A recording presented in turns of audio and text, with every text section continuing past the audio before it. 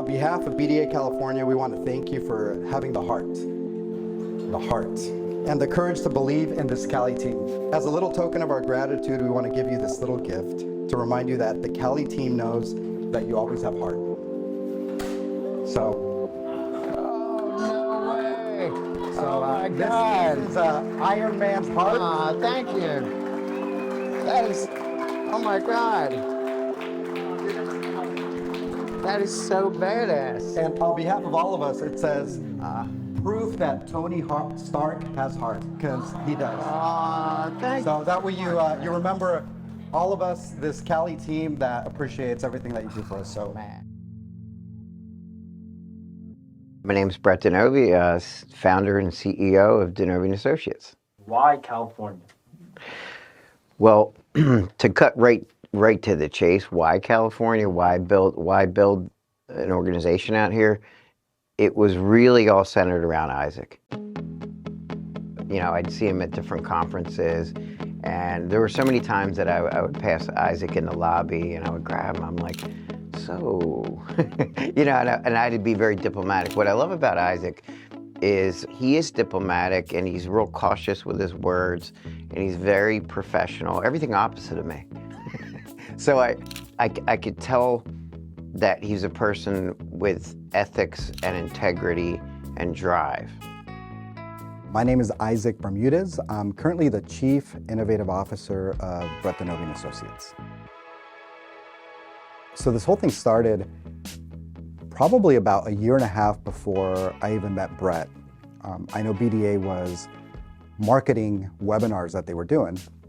So I got in the email this webinar on OBM, which I've always been a practitioner of OBM, a fan of OBM, and it piqued my interest. So I got a chance to listen into this webinar with Brett and the team, and there was something about the style of the webinar, and it was very applicable, it was very raw, that really connected with me. And since then, I was like, you know, let me pay attention to this company. You know, I started watching some of the YouTube videos.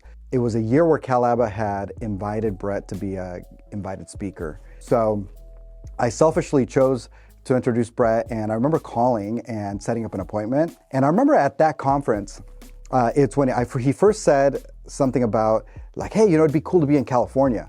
I ran back into him at ABAI in San Diego, and that's when he said again, he was like, hey man, I'd love to be in California. At the time, I was in a different place. And that's when it's like, hey, let's chat. Basically, when I looked at the market of California, I saw that, you know, it wasn't necessarily the best rates for payment. It wasn't necessarily the best employment laws. It wasn't necessarily the most cost-effective place to open. But it was really centered around Isaac, and spending time with him at the various conferences and the time that he introduced me, I could tell he actually studied a little bit about the history and of before I went up to do an OBM presentation. And everything about him just was a first-class act. When BDA California started, and I was given the opportunity to start something here in Southern California, one of the things that Brett said is, I want you to bring an all-star team. Bring the best. So the first person that I called was Laura. Come on down.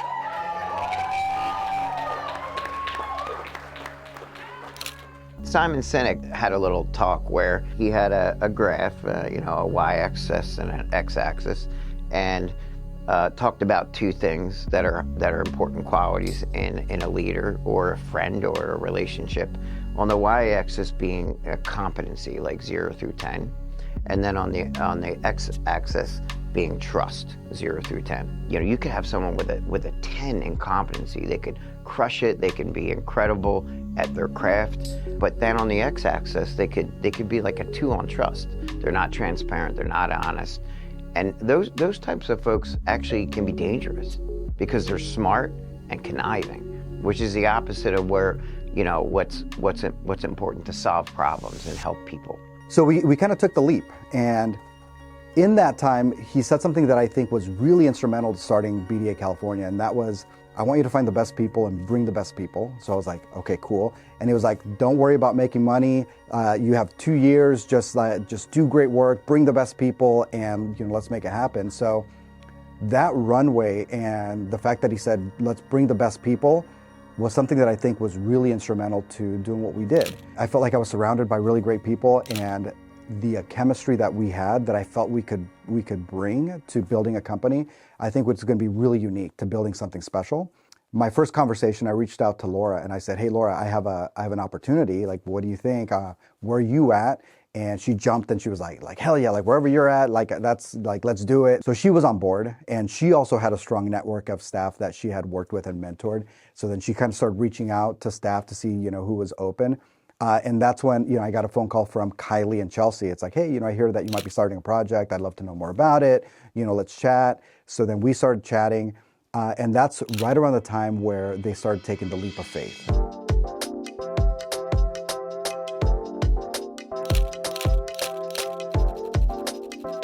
I'm Lori Iglesias. I am the Vice President of BDA Texas. Started with the BDA California team and was given the opportunity to start BDA Texas. Hey guys! Hi everybody! Guess what? We're in our new OLC for Austin! Woo-woo! Knowing him for so long, knowing his body language, knowing how he works and everything, at a previous company that we were at, I knew something was in the works. Didn't know exactly what it was. And I remember asking him one day, like, hey, so where are we going? And he was like, no, you're crazy.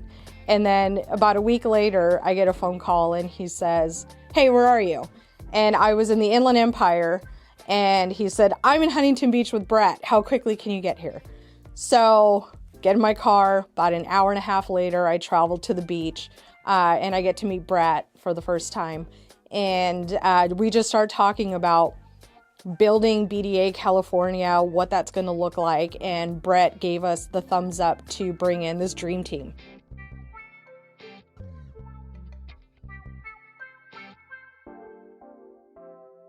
My name's Chelsea Schultz. I'm part of the original Count on One Hand crew. I think 2019 it was, and so I've been here the full 5 years. So you were in that coffee shop when Isaac was telling us about carrying the printer into the coffee shop. I was. I think it's quite remarkable, really, looking back, and like we probably went to 10 different coffee shops, and he held that printer every single time in there. We created like program detail sheets, everything from scratch in those coffee shops, and just built it from the ground up. I figured if we were building programs and data sheets, we could print something out. So it was very functional, but now it's become kind of like the joke and the little printer that could and stuff. And I actually still use a printer today, so it's still kicking. The people that I'm calling one by one next are those brave humans that without there really being a company, without there being clients, they really believed in the possibility of us forming a company, and they jumped at the opportunity and believed and had faith. So, the next two people that were brave enough to jump into this were Kylie and Chelsea. I want to bring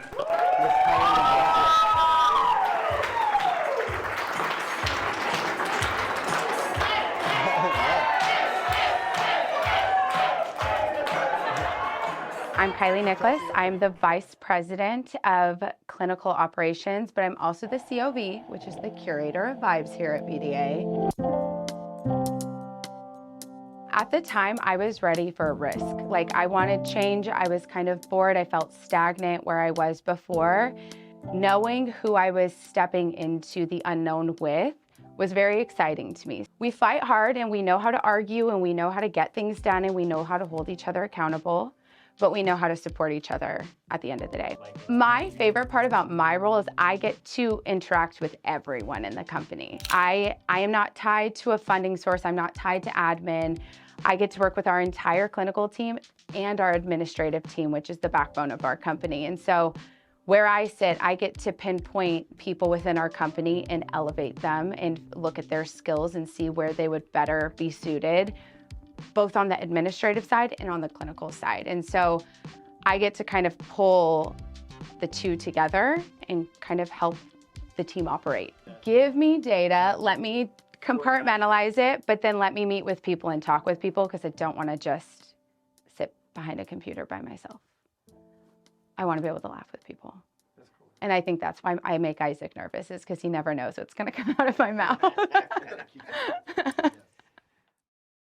This California team, over 5 years, we've learned so many lessons out, they always say back east, but in New Jersey, Pennsylvania, Maine, or Florida over there, to this day, we're learning lessons from California and the type of leadership that is espoused out here. What I mean by that is just the hard work, the ethics, the integrity, and most of all, the kindness that you guys exude. I'm just very grateful for, and I really want you to put it together for having 140 clinicians and 200 clients. Congratulations, man.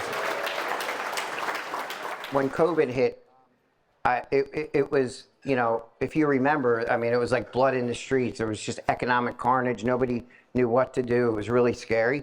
But I got to say, that's when you guys in California, when it was crazy like that, you guys opened the OLC and did 10,000 hours of service. Put it together for that. That's incredible. I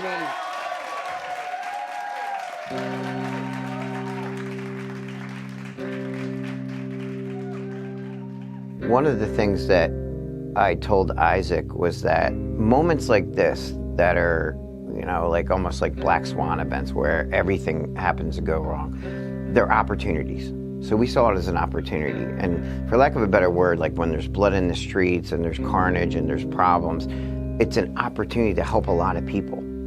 So what we did is, what our mantra was, we're not doing this remote crap. We're not gonna beam in with families that really, really need hands-on support. These guys just kind of like buckled up, suited up, and followed really great infection control protocols.